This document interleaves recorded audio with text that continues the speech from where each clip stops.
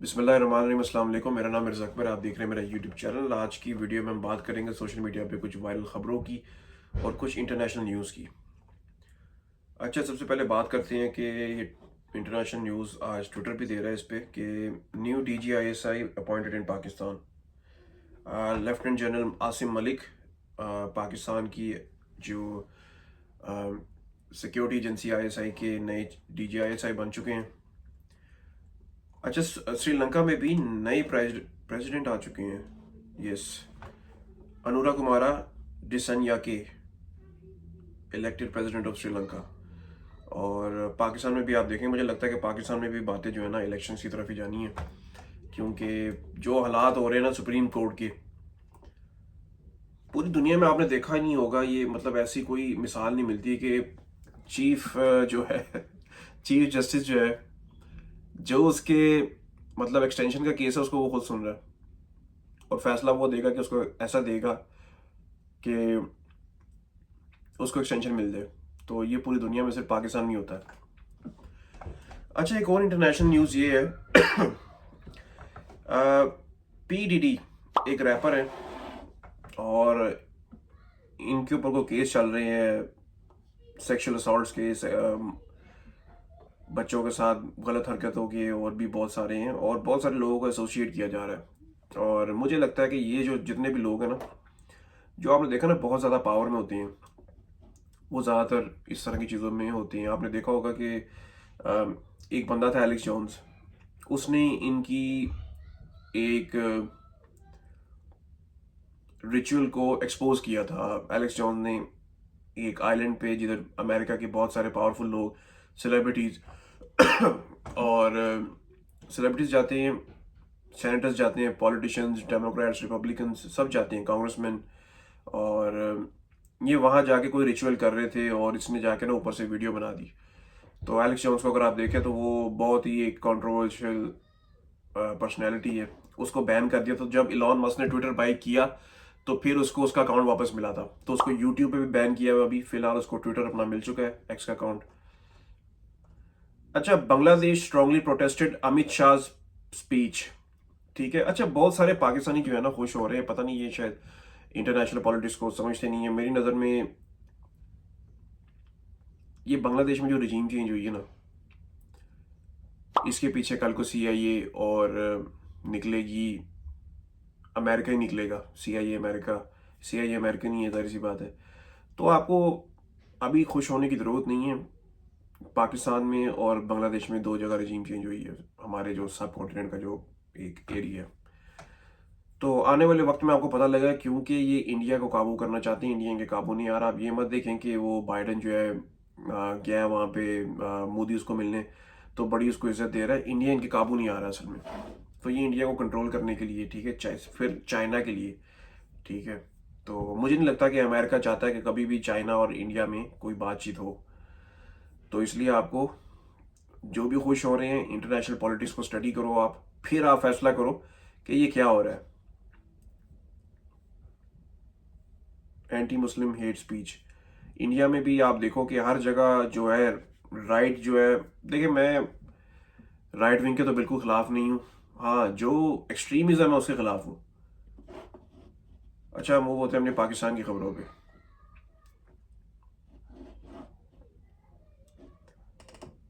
साबिर शाकिर ने एक सवाल उठाया, बहुत ही प्रोमिनेंट है वो जर्नलिस्ट।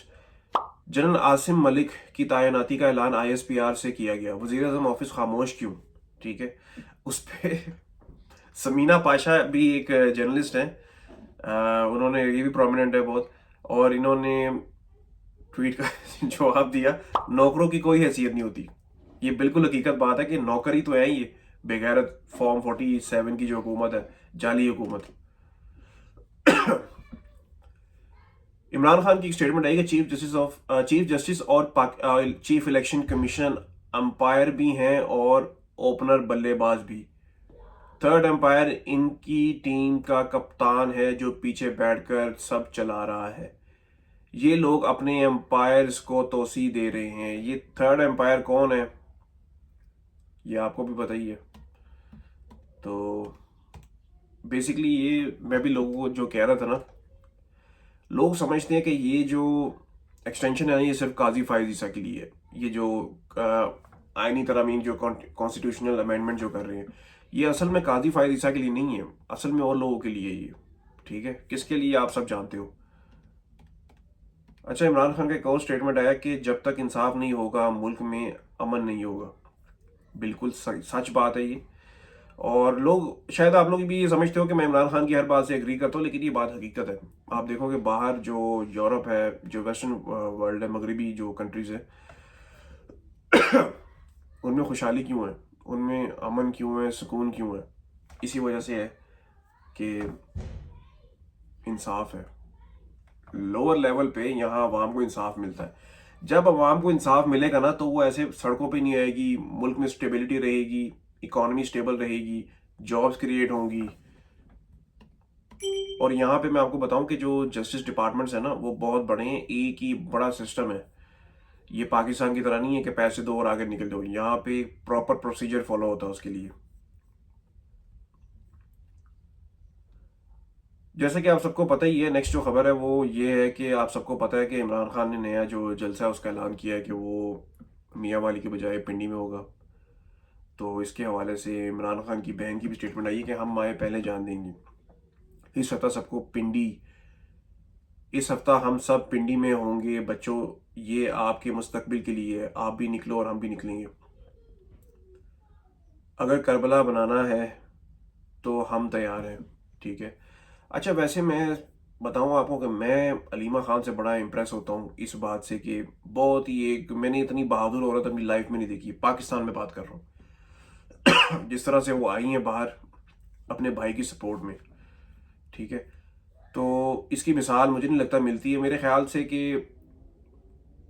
बेनज़ीर ने, मैंने सुना हुआ है कुछ कि अपने अपने बाप के लिए, जुल्फ़िकार अली भुट्टो के लिए काफ़ी कोशिश की लेकिन नहीं हुआ, ठीक है। लेकिन कोशिश करती रही। बेनज़ीर की भी एक अच्छी एग्जांपल थी। और आपको बताऊं कि कलसूम नवाज ने, मैं हिस्ट्री ऑफ पाकिस्तान के एक सुन रहा था, एक वीडियो को देख रहा था, सॉरी। तो उसमें यही था कि कलसूम नवाज ने, नवाज शरीफ की जो डील हुई थी ना मुशर्रफ दौर में, वो कलसूम नवाज की वजह से हुई थी, वरना नवाज शरीफ तो भोले की तरह बैठ गया था मुंह खोल के, ठीक है। अंदर से उसका दिमाग बंद हो गया था, मतलब खौफ इतना था उसको। अच्छा, एक आपने खबर सुनी होगी रिसेंटली के सनम जावेद के वालिद को गिरफ्तार कर लिया गया था, और एक ऑफिसर ने उसको कहा कि सनम जावेद के वालिद को कि अगर मेरी बेटी सियासत कर रही होती ना तो मैं उसे गोली मार देता। तो मेरा उस ऑफिसर से सवाल है कि क्या वो ये बात नवाज शरीफ को जाए कहेगा जिसके कहने पर उसने ये सब किया है? और मरीम नवाज जो खुद एक, चाहे जाली हुकूमत की वो है चीफ मिनिस्टर, लेकिन वो भी तो औरत ही है ना, ठीक है। अगर वो अपने आप को औरत समझती है तो ये, इनको देखें आप कितने बेगैरत लोग हैं कि इनको कोई है ही नहीं, वो शर्म ही नहीं है, ठीक है। और फिर बात करते हैं, अभी आपने देखा होगा कि कोई भी विमेन राइट्स वाला नहीं बोला। वैसे अगर ये किसी पीटीआई के बंदे ने की होती तो कैसे ही इनकी तशरीफ फट जाती और आग लगनी शुरू हो जाती इनको। तो अब तक के लिए इतना ही है। आगे भी कुछ चीज़ें हैं, मैं इस आज शायद मैं कोशिश करूँगा कि एक और वीडियो बनाऊँ इसके ऊपर। और अब तक के लिए इतना ही है, बल्कि एक मेरे पास खबर थी, मैंने एक मेरे पास खबरें तो नहीं होती हैं क्योंकि मैं इतना, वो मेरे पास सोर्सेज नहीं है इतने जैसे वो पाकिस्तान में साफियों के पास है। लेकिन ये मैं सिर्फ ऑनलाइन देखता हूँ, रिसर्च करता हूँ इस पर थोड़ी सी कि सच है कि नहीं। जो मुझे लगता है मेरी रिसर्च के मुताबिक ये ठीक है, उसको मैं आपको बताता हूँ। क्योंकि पाकिस्तान में फायरवॉल लगा दी हुई इन्होंने। दूसरा ये कि आप लोग वो कर नहीं सकते हो, ये लोगों तक जो है वो खबर सच पहुंचती नहीं है, तो इसलिए मैं ये कोशिश कर रहा हूँ। अच्छा, डॉक्टर अमजद की एक स्टेटमेंट आई थी, हल्फन कहता हूँ मुराद सईद के वालिद और भाई को कई बार एस्टेब्लिशमेंट उठा के लेके गई है, उठा के ले गई। मुराद सईद के भाई के जिस्म पे अब भी लोहे की सलाखों के निशान मौजूद हैं, ठीक है। तो ये मुराद सईद के भाई की इसमें तस्वीर भी लगाई हुई है, पता नहीं जेल में है। तो अब लगता तो है कि असल है। खैर, अल्लाह खैर करे मुराद सईद के लिए भी। और जितने भी लोग हैं, देखे कल को किसी के साथ भी ज्यादती हो रही होगी, आपको चाहिए कि उसके लिए आवाज उठाओ, चाहे वो पीपल्स पार्टी के लिए है तो वो धोखेबाज ड्रामेबाज, चाहे वो नून लीग के लिए, ये भी धोखेबाज ड्रामेबाज और झूठे हैं। लेकिन अगर उनके साथ ज्यादती हो रही है तो ये एज अ मुसलमान आप सबका, हम सबका फर्ज है, क्योंकि इस्लाम जो है ना वो, उसमें इंसाफ, एक बहुत एक ज़रूरी चीज़ है। तो और इस्लाम जो है वो सबके लिए है, ये नहीं कि वो सिर्फ मुसलमानों के लिए है, क्योंकि अल्लाह सबका है, सिर्फ मेरा या आपका नहीं है। ठीक है, अल्लाह सबका है। मेरी नज़र में अल्लाह उसका भी है जो जो अल्लाह को नहीं मानता है। तो अच्छा, इस बात से मुझे याद आया कि एक प्रोपागेंडा हो रहा है मुफ्ती तारिक मसूद के खिलाफ। ठीक है, मैं मुफ्ती तारिक मसूद को बिल्कुल फॉलो नहीं करता हूँ, लेकिन ये बड़ी कंट्रोवर्शियल चीज़ है कि उन्होंने जो बात की है उसको तोड़ मरोड़ के, जो भी उनके खिलाफ लोग हैं, जो भी उनकी शायद अ, अब मैं क्या कहूँ, उसको एक तौहीन रसालत बना दिया है। और देखिए, मैं आपको बताऊं कि मैं क्या सोचता हूं कि अगर आपने किसी को बताना है ना कि यार हमारा नबी जो है, क्योंकि मैं आपको, जैसे मैंने आपको बताया ना कि अल्लाह सबका है, इसी तरह हज़रत मोहम्मद सल्लल्लाहु अलैहि वसल्लम भी सबके लिए हैं। वो रहमतुल मुस्लिमीन नहीं थे, रहमतुल आलमीन थे, हैं, सॉरी। तो इसी तरह अल्लाह भी रब्बुल मुस्लिमीन ही रब्बुल आलमीन है। ठीक है, तो इसको यूज़ करके हम लोग किसी को भी निशाना बना देते हैं। समझ नहीं आती क्यों ऐसा होता है। हमें अगर किसी को बताना ना कि भाई मैं, मेरा मज़हब जो है वो, जो चीज़ें तुम कह रहे हो उन सबसे बेहतर है, और मुझे उसको साबित करना पड़ेगा। इस्लामोफोबिया जो दुनिया में, उसके जिम्मेदार मैं और आप लोग हैं। ठीक है, क्योंकि हमने लोगों को वो मुसलमान बन के दिखाया है जो वो देखना चाहते थे। ठीक है, हमने उनको वो मुसलमान नहीं बताया, बन के दिखाया जो हज़रत मोहम्मद सल्लल्लाहु अलैहि वसल्लम, मुसलमान जो उन्होंने एक इस्लाम का मैसेज दिया था, हमने वो नहीं दिया लोगों को। ठीक है, और वो मैसेज बिल्कुल नहीं दिया जो अल्लाह कुरान में देता है। तो इसमें सबसे ज़्यादा कमज़ोरी हमारी अपनी है, हमारे मुफ्तियों की है, हमारे मौलवियों की है। और उम्मीद करता हूँ आज की वीडियो आपको पसंद आई होगी, और इसको लाइक करें अगर पसंद आई है, और कमेंट ज़रूर करें जो चीज़ पसंद नहीं आई या जो आई भी है। अब तक के लिए इतना ही। अपना ख्याल रखें, अपने चैनल का भी। Thank you very much. अल्लाह हाफिज़।